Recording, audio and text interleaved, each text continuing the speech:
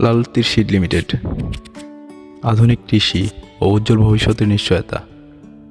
প্রকৃতি আর প্রযুক্তির মেলবন্ধনে যখন নিবিড় যত্ন যোগ হয়, তখন ফলাফল হয় ঠিক ছবির মতো সুন্দর। আমাদের রিসার্চ সেন্টারের এই লতানো সবজি বাগান শুধু চোখের প্রশান্তি নয়, বরং এটি আমাদের কঠোর পরিশ্রম এবং আধুনিক কৃষি গবেষণার এক অনন্য নিদর্শন। কেন আমাদের এই উদ্যোগে আপনাকে অনুপ্রাণিত করবে?